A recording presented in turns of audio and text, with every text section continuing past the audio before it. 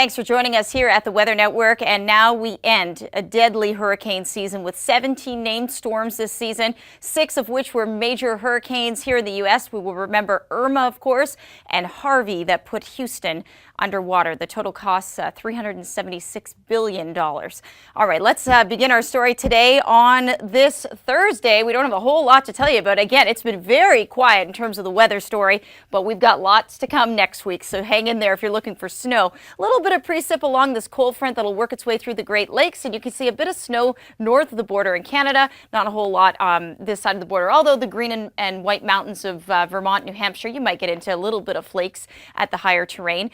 This is our systems map today. That front will be mostly rain in through the mid-south. Pacific Northwest, you'll continue to be active with rain and snow, high elevation snow, until Saturday. And then after this bit of business here on Saturday with the mountain snows, our snow levels will be dropping, but your pattern will be changing too. So much more in the way of dry and warm weather coming up for the second and third week of December for the west, and cool in the east. But until then, you're still dealing with some active weather. All courtesy of this Aleutian low basically is what's happening in the short term.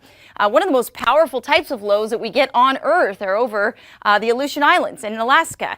They usually come with lots of wind, lots of rain, and snow sometimes too. But like I said, those snow levels will be dropping to about 2,000 to 2,500 feet as we get into this weekend. And then any snow that we do get will be much lower in terms of elevation than what we've seen as of late.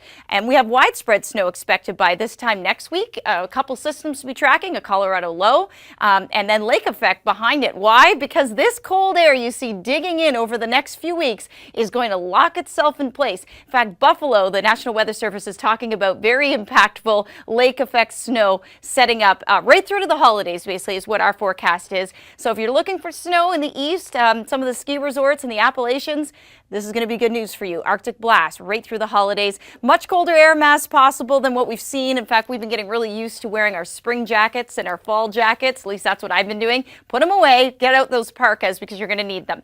Let's track it. So Thursday, we've got the front moving over to the I-95 corridor by the weekend. Systems kind of break by the weekend for the west. Not a whole lot to tell you about Sunday, but then by Monday, Tuesday, we track a cold front. Could see some storms with this. We'll keep an eye on that in terms of severe weather. But then that tracks by Tuesday, a little bit further through the mid-south, all the way down into Texas. Check out this snow, potentially. This is an if, as far south as New Mexico, and maybe even through the Texas Panhandle, but that's not a certainty. But almost what is a certainty is the models are picking up on this lake effect snow by about this time next week. Expect a multi-day lake effect event. All right, here's your daytime highs for your Thursday.